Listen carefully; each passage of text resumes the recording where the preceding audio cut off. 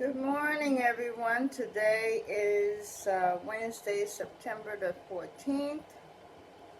It is 10:12 in the morning. Let's start off with the sound saying coming from 2 Timothy 4:18. The Lord shall deliver me from every evil work and will preserve me unto his heavenly kingdom. The Lord will deliver me from every evil work and will preserve me unto his heavenly kingdom. The back is coming from 1 Peter 3:12, and it says, For the eyes of the Lord are over the righteous, and his ears are open unto their prayer. The eyes of the Lord are over the righteous, and his ears are open unto their prayers. That's the righteous, not the wicked. Okay? And his ears are always listening to whatever you pray for. There's never a busy line like you do when you dial the telephone. This line is always open. And before you open your mouth, God already knows what you're going to ask for. Okay? So his eyes and ears are always open for the righteous. And what does righteous mean? Righteous simply means those who have right standing with God. Basically. That's it. That's what it means to be righteous. If you have good standing with God, not with man, then you are a righteous soul. Okay, I have a word for you today. The word is sacred. I know that word is not popular today. Today, nothing is sacred. All right, this is a whole new generation, a whole new world. It's nothing like it was when our parents were growing up. It's not even similar to the world that we grew up. I'm 59 years old, and so much has changed. It seems like the world is literally upside down. Okay, so that's why we need to learn about certain words such as sacred. Dedicated or set apart for the service or worship of a deity. Okay, consider worthy of spiritual respect or devotion, or inspires reverence among believers. Okay, so God is sacred. He is holy. So are certain things in life are sacred and holy. For example, there are sacred, all of the Bible is sacred. The texts are sacred. They're holy. They pertain to the God we serve. So that makes them sacred. You may have a bunch of books that people may recommend to you, but there's only one book that you could say is sacred, and that is the Bible. Okay? There are words in the Bible that represent that which is sacred, and I'm going to share that with you this morning. Love God with all your heart, soul, mind. That is sacred. Love your neighbor as yourself. That is a sacred rule. Love your neighbor as you love yourself. It makes no difference that your neighbor is ignorant, mean, disrespectful, rude. You are still to love them like you love yourself. You are to be an example unto them. You don't go tit for tat with your neighbor. You don't go tit for tat with your parents. All right? So try to remember that. Next time you get into a confrontation with someone, remember that you represent Christ. And your behavior should be like his.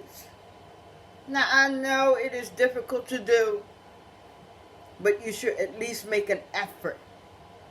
All right? God knows when we're making an effort to do things his way. He will always reward us for the good that we do. And he will always punish us for the evil and wicked things that we do. Today is called karma. and it is true. In the same way the gravity is true, so is karma. Whatever you do, if you do good, good will come to you. If you do wicked and evil, evil will come to you. So do good, so that your expectations can be good. Follow the 10 Commandments God gives Moses. It didn't say follow the Constitution of America. It said follow the 10 Commandments given unto us by Moses. They are sacred. The Constitution of America is not sacred. It's just a meaningless document. That's all. Worship no other God but me. Me refers to the God of Israel. That's a sacred text. Do not make images to worship. Do not misuse the name of God. These are all sacred texts. They're all in the Bible. Observe the Sabbath day. Sunday seems to be the Sabbath day for Christians. The Sabbath day is Saturday. It is a holy day. Honor and respect your father and mother. Oh my God. Yes. That is sacred. You are to honor your parents. You are not to treat them as if they are your friends. They are not your friends. They are your parents. They're more precious than friendship. All right? I hear a lot of parents say this today. I will support my child no matter what they do. That is not your job, to support your child no matter what they do. It is your job as a parent to guide your child in the ways of God. If your child wakes up today and wants to be a boy and they're a girl, are you going to support that? You don't support the evil that your children do. You support the good that they do. Okay? You're not being a parent to them if you support that which is evil in the sight of God. Just because you support your child in their evil, wicked ways does not mean that God will support them. I hope you heard that clearly. You are to guide your children. Teach them the ways of God, or teach them of God. That is the greatest thing you can leave behind, especially in this world today as it operates. God is more important now than ever. So teaching your children of God is the most important thing you can actually do for your children. It will help them in their life. When things get tough, if they know of God, they will be able to stand. But if you teach them not of God, the minute they have an issue in their life, what do? They kill themselves. They make bad decisions. So teach them of God, and you will teach them of morality.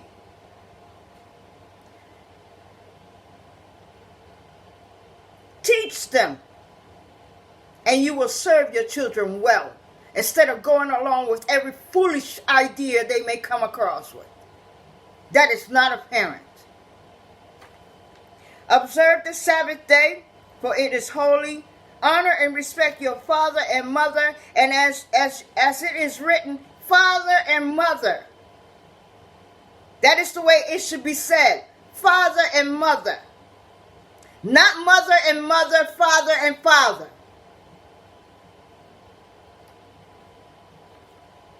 Do not murder.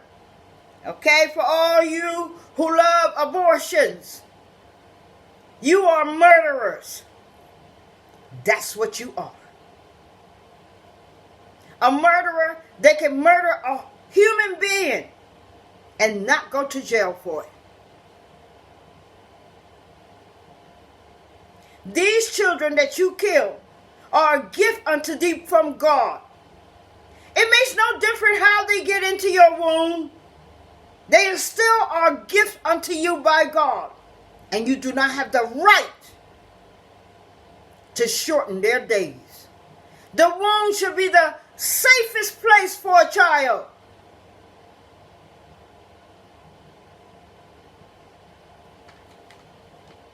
Do not commit adultery. You commit adultery even if you look upon another person and desire them in your heart. You are committing adultery in your heart. You are not to commit adultery either physically or emotionally. It is still considered adultery in the eyes of God. Do not steal.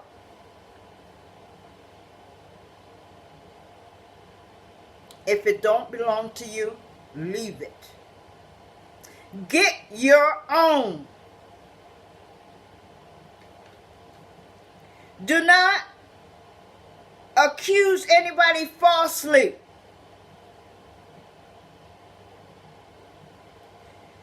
Do not envy others' possessions. Whatever someone else has, God has given it to them. He will give the same to you. All you have to do is ask. You do not take that which belongs to another. A husband and a wife are also sacred. A boyfriend and a girlfriend, there's nothing sacred about that at all. Neither is a booty call. A common law wife is not sacred. That is a man-made idea. Okay? A wife and a husband given unto thee by God is sacred. You are not to come in between them. And if you think that you can be a part of breaking up a husband and wife, there's a curse that comes with that. So please be mindful. Even if that man says to you, I am separated, he is still someone's husband. Even if that woman says she is separated, she is still someone's wife. Untouchable. Period. All right. Let's continue. I will share Revelations 21:5 to 21:8.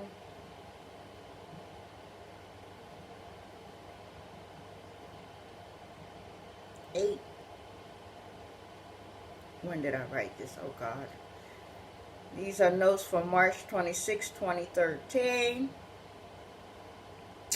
Revelations 21:5 says, and he,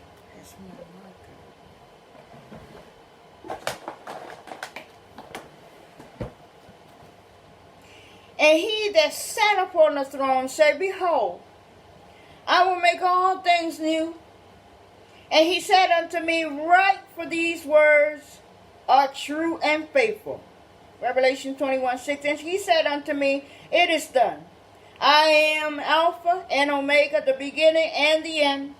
I will give unto him that is thirsty of the fountain of the water of life freely. He that overcometh shall inherit all things, and I will be his God, and he shall be my son.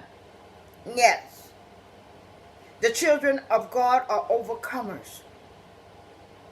We are laced with strength from the inside. He can take us through the grind mill, and we come out on the other side fully intact. We do not commit suicide. You may be capable of homicide, but that's only if it's necessary. It is your God-given right to protect yourself. And in doing so, if that means that you must hurt someone to protect yourself, that is different. That is your right to protect your life. And people need to start thinking that way. But to intentionally cause harm to another, that is wicked. All right? So we are what? We are overcomers. We go through life. We deal with the ups and downs. We get up, you brush yourself off, and you keep it moving. It don't rain always. The sun will come out eventually. All right? So keep it together. Life can get tough sometimes. But that doesn't mean that we have to crumble and fall to the wayside. Be more like Christ and less like yourself. But the fearful and unbelieving and the abominable and the murderers and the whoremongers and sorcerers and the idolatries and all liars shall have their part in the lake which burneth with fire and brimstone, which is the second death. And that's a promise. All right? Let's go with our reading for today. I apologize. I have not been taping like I normally do. I will try to improve that. Let's read the New Testament today, Matthew 7. It is not a long one at all. It's only 28 verses. I miss my rainbow. I don't have it nearby. Okay. I miss my rainbow Bible. I used to call out the colors to you to let you know what it was, whether it was evil, whether it was good, whether it was prophetic. But I will surely start using it again the next time I tape. Okay, so chapter 7 talks about judging others. It talks about the narrow and the wide gate. And seems like the world has just turned into one wide open road. It's almost like Las Vegas everywhere you go. Okay, it talks about a tree and its fruits. And that's basically what covers in chapter 7. So let's take a walk with Jesus, huh? Judging others. Do not judge, or you too will be judged. For in the same way you judge others, you will be judged, and with the measure you use, it will be measured to you. Why do you look at the speck of sawdust in your brother's eye and pay no attention to the plaque in your own eyes? Why do you look at the faults of your brother when you can't even see the log in your own eyes? You are not to do that. All right? How can you say to your brother, let me take the speck out of your eye, when all the time there is a plank in your own eye? Your brother may have just a speck, and you have a log in yours. You hypocrite, it says. First, take the plaque out of your own eye, and then you will see clearly to remove the speck from your brother's eye. If you have a log in your eye, you're incapable of seeing the speck in your brother's eye. At all. Do not give dogs what is sacred. Do not throw your pearls to pigs or swines. What is sacred? Your body is sacred. What are dogs? Well, people that will lay down with anything and everyone. That's a dog. You have both male and female dogs. Okay? Do not be giving yourself away like that. Do not degrade yourself. If you were born one way, that's what you are. Do not alter yourself. Be proud of who you are. Be grateful. for what God has given you. Work with it. Do not give dogs what is sacred. Do not throw your pearls to pigs. If you do, they may trample them under their feet and then turn and tear you to pieces.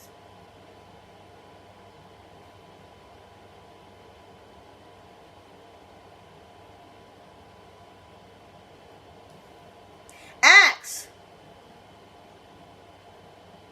seek, and knock. Ask and it will be given to you. Seek and you will find it. Knock and the door will open to you. There is no reason to want what belongs to another. For the giver is the same. He loves you even when you're out there on that open road. He's looking out for you even when you don't even know him. So if he can give to your brother, he can give to you. There's no reason to take anything from anyone. There's no reason to desire that which someone else has. Be grateful where you are. Be content with where you are.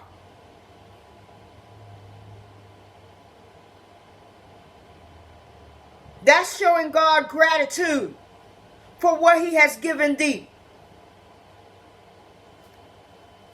Ask and it will be given to you. Seek and you will find. Knock and the door will open to you. For everyone who asks receives. You might not get it when you want it, but he certainly heard you. You get it when the Lord wants you to have it.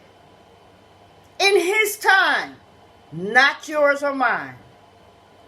All right? He who seeks finds, and to him who knocks the door will open. Let me tell you about certain things. It's called that.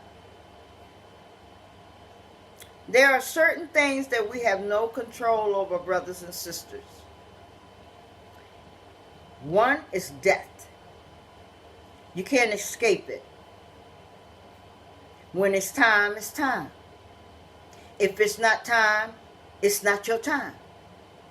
Opportunity is the same thing. It does not wait on you. It comes and it goes. If you do not recognize it and take advantage of the opportunity presented to you, if when you do decide that you want to take advantage of it, it may not be there. And time stops for no one at all. It does not wait upon thee.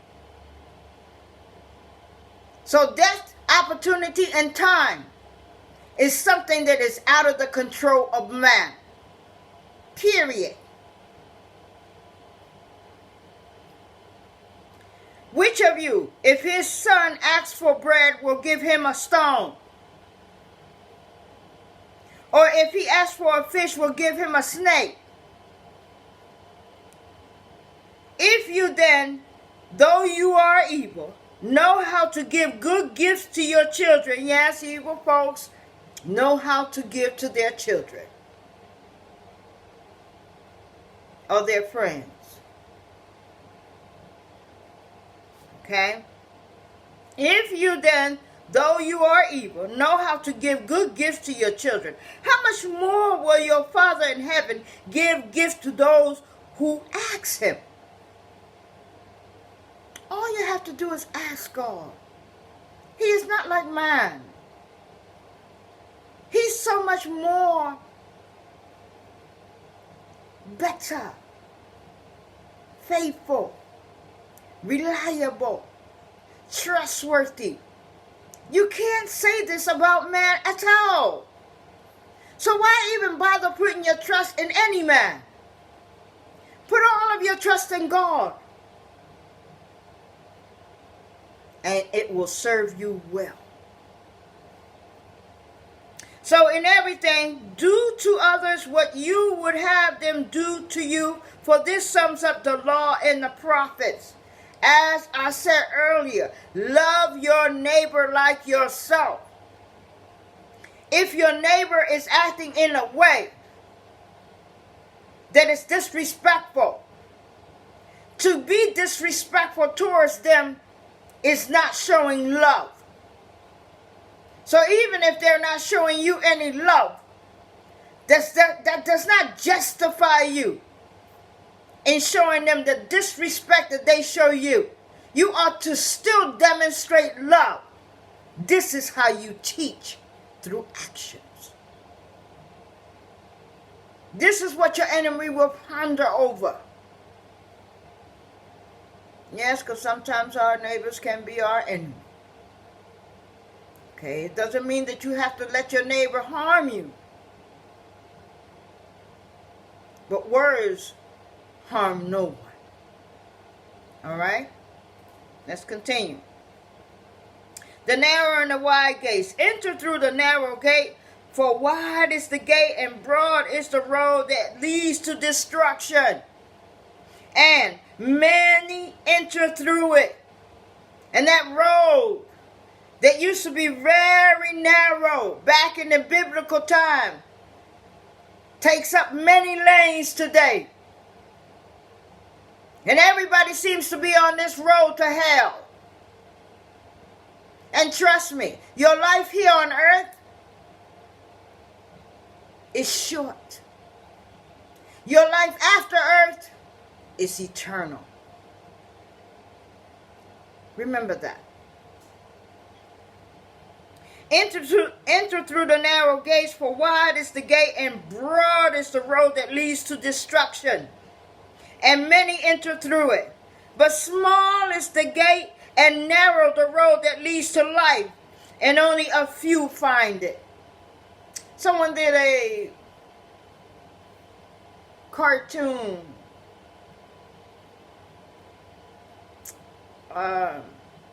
picture diagram, and in this picture he or she drew two lines of today's time. In the line that went to hell, there was a sign that says "To Hell." The line wrapped all the way around the world. The other line that went to heaven, there was only a few people there. This is where we are today. This is the generation today. Okay? When in the biblical time, it was the other way around. The line going to heaven was wrapped around the world. The line going to hell, there was only a few there.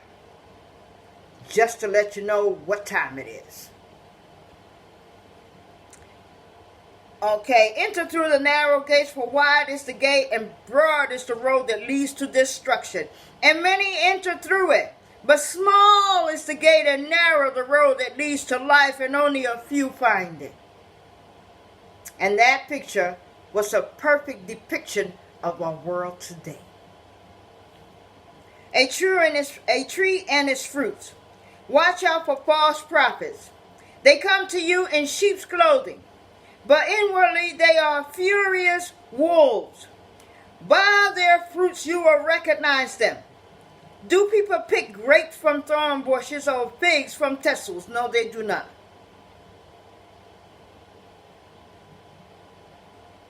Likewise, every good tree bears good fruit, but a bad tree bears bad fruit. A good tree cannot bear bad fruits, and a bad tree cannot bear good fruits. And this is true. A good person will not do that which is wicked indeed. Not even accidentally.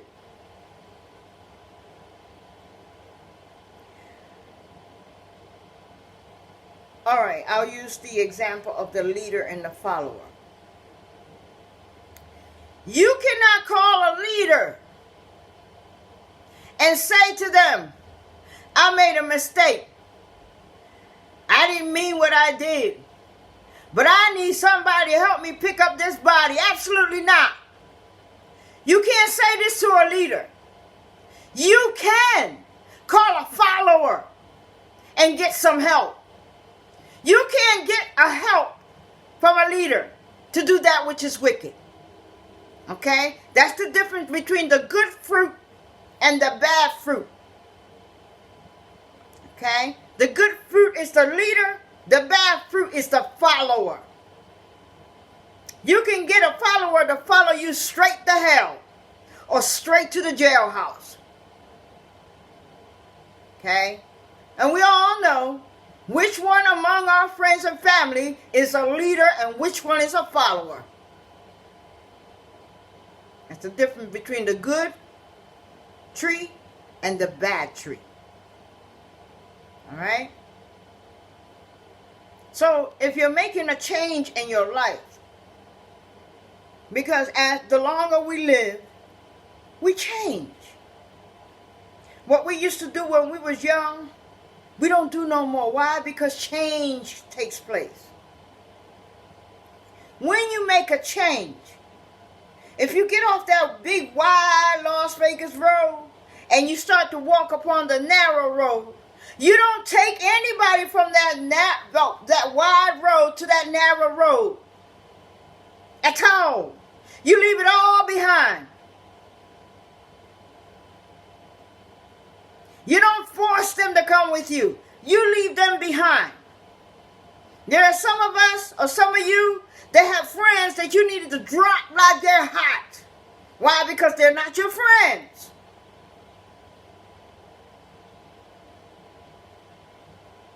You can't start a new life and take all your old buddies with you. You have to make new friends, new acquaintances. That's starting over. You can't blend the two together. In the same way that you can't blend salt water and spring water in the same body. Impossible.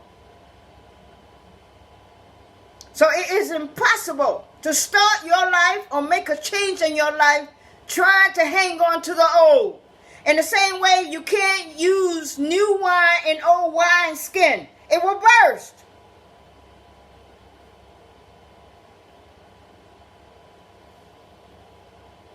Watch out for false prophets and false friends. They come to you in sheep's clothing. Not just prophets, friends can be like that. But inwardly they are furious, ferocious wolves. By their fruits you will recognize them. By what? Their fruit. What they do. How they speak. You will recognize them immediately. Do people pick grapes from thorn bushes? No, they do not. They pick grapes from vines. Or figs from thistles. Likewise, every good tree bears good fruit, but a bad tree bears bad fruit. A good tree cannot bear bad fruits, and a bad tree cannot bear good fruit. Every tree that does not bear good fruit is cut down and thrown into the fire. So what does trees represent in the Bible? They represent people.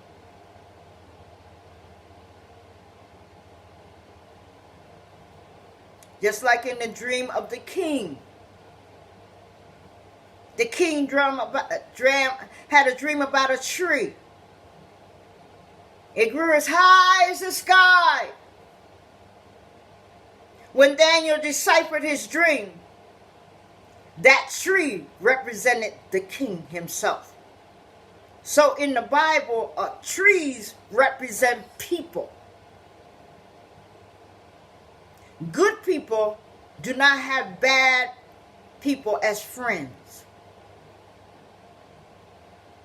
They don't mix well at all.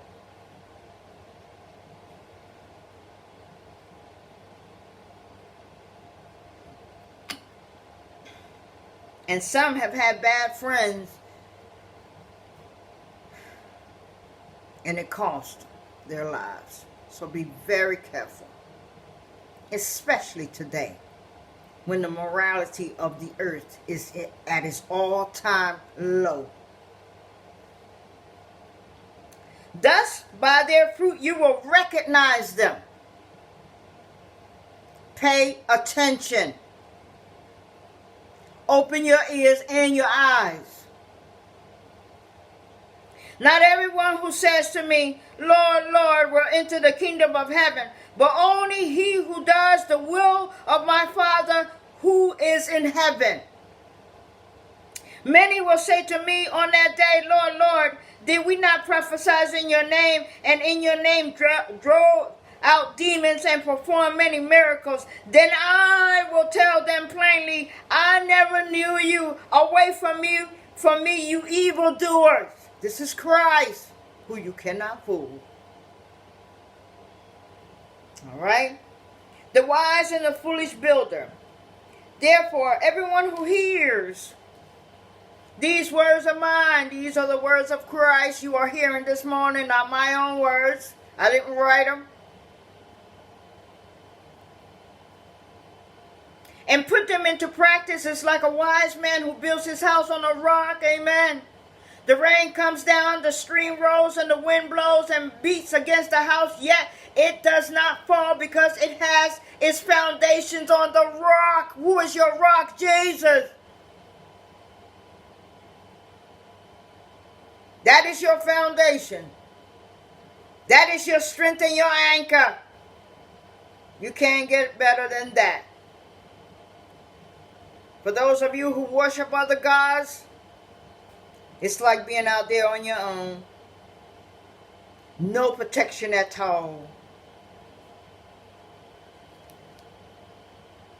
But everyone who hears these words of mine and does not put them into practice is like a foolish man who builds his house on sand. The rain comes down, the stream rises, and the wind blows and beats against the house, and it falls with a great crash. When Jesus had finished saying these things, the crowd was amazed at his teaching always, because he taught as one who had authority and not as their teachers of the law. And that is the way we are supposed to teach, using his words, not our own. Why? Because these words are sacred. They're holy. They do have the intended effect on the listeners. Your words and my words are not holy. But if you use the words of God, it will help the listener. Thank you for listening to us here at Spiritual Water. My name is Brenda Guerrero, and as always, may the peace of God be upon you. May the protection of God surround you, and may the will of God for your life be manifested. Thank you for listening, and have a beautiful day. Don't forget, be kind, compassionate, patient, and gentle, even to those who test us. Have a good day. Bye.